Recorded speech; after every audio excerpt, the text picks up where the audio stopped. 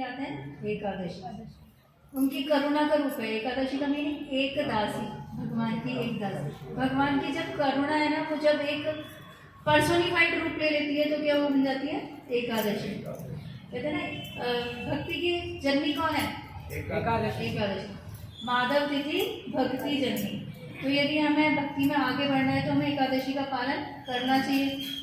अब जैसे बहुत सारे लोग होते हैं ना, बहुत सारे फास्टिंग करते हैं, कोई मंडे, ट्यूसडे, वेडनेसडे, कोई गणेश जी, सोमवार को शिव जी कर लिए, मंगलवार को हनुमान जी कर लिए, बुधवार को गणेश जी कर लिए, है ना। तो लेकिन वो सब जो है ना, कहीं पे भी हमारे स्क्रिप्चर्स में उनका डिस्क्रिप्शन नहीं है। किसका है? सिर्फ एकादशी तिथि का। और कितनी इम्पोर्टेंट है कि यशोदा मैया खुद एकादशी करती थी। आज कौन सी एकादशी है? पुत्रदा एकादशी। तो यशोदा माँ ने पुत्रदा एकादशी का व्रत किया था, तब उन्हें कौन मिले? कृष्णा मिले, है ना। और महाप्रभु जो कौन है? स्वयं कृष्ण। वो शची माता को क्या बोलते हैं कि मैं आपसे प्रार्थना करता हूँ, आप क्या करो? एकादशी व्रत करो। तो कितनी इम्पोर्टेंट है एकादशी ना। अब बहुत सारी कथाएं एकादशी की, तो उसमें से एक एकादशी वैसे देखो, मतलब एक हमारे जो हिंदू त्योहार है ना, मोस्टली सारी तिथि के अकॉर्डिंग होते हैं। जैसे नित्यानंद त्रयोदशी, अद्वैत सप्तमी, सब ऐसी एकादशी मतलब 11, मतलब हमारे जो 11 जो हमारे 5 कर्मेंद्रिया, 5 ज्ञानेंद्रिया और 1 मन, सबको किसमें लगाना? भगवान की सेवा में लगाना। कैसे लगाएंगे सबको? जैसे अमरीश महाराज जी ने लगाया। अमरीश महाराज जी ने क्या किया? अपने सारी इंद्रियों से क्या किया? भगवान की सेवा की। हाथों को कैसे यूज किया? भगवान का मंदिर मार्जन करने में। पैरों को कैसे यूज किया? तीर्थ जाने में, भगवान के मंदिर जाने में। वाणी को कैसे यूज किया? भगवान का कीर्तन करने में। और जिह्वा को भगवान का प्रसाद पाने में। तो उन्होंने आंखों को भगवान के दर्शन करने में, नासिका को भगवान के चरणों की जो तुलसी है उसका सुगंध ग्रहण करने में। तो इस तरह से उन्होंने अपनी सारी इंद्रियों को कहाँ लगाया? भगवान में लगाया। देखो भगवान कौन है? मतलब एकादशी के दिन ना, जैसे एक अमरीश महाराज जी की तो कथा सबको बताइए, और एकादशी का जैसे एक उपवास, हम कहते हैं उपवास। उपवास का मतलब क्या है? उप मीन्स नजदीक, वास मीन्स रहना, नजदीक रहना। किसके नजदीक रहना? भगवान के। तो उपाव्रतस्य पापे को यस्तु वास गुणासह नातु उपवास लंघनम, उससे पहले वाली लाइन क्या है? उपाव्रतस्य पापेभ्यो मीन्स उपवास का मीनिंग है इस दिन हमें किससे दूर रहना है? पापों से दूर रहना है। और किसके पास रहना है? गुणों के पास रहना है। तो पापों से दूर कैसे रहेंगे हम? जब अपने आप को पूरी तरह से ना हम इन्वॉल्व कर देंगे, इन्वेस्ट कर देंगे जब भगवान में, तब हम पाप से दूर रह सकते हैं। अदरवाइज हमारा मन इतना चंचल है ना कि वो हमेशा कुछ ना कुछ मानसिक रूप से तो हम पाप हमसे हो ही जाते हैं। यस्तुवासो गुणों से, किसके पास रहना? गुणों के पास रहना। और केवल ये सोचना, देखो क्या होता है, जैसे एकादशी आने वाली होती है ना, हम क्या सोचने लग जाते हैं पहले से, कल एकादशी है, कल हमें ये नहीं खाना, हमें ये खाना है, ये खाना है, फूटू का बनाना है, फलारी बनाना है, ये बनाना है, वो बनाना है। तो ये उपवास का लंघन करना है।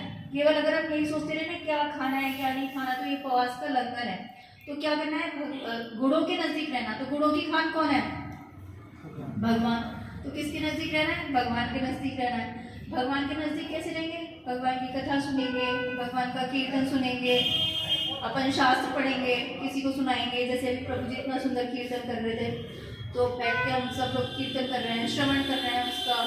तो इस तरह से जब इस तरह से हम कथा और इन सब में रहेंगे, हम जैसे गुरुदेव हमेशा बोलते हैं ना कि ये जो मनुष्य है ये तो क्या है, एक मतलब एक घड़ा है जैसे ना, जिसमें बहुत सारे छेद हैं और आपको उसमें पानी भरना है। कैसे भरोगे?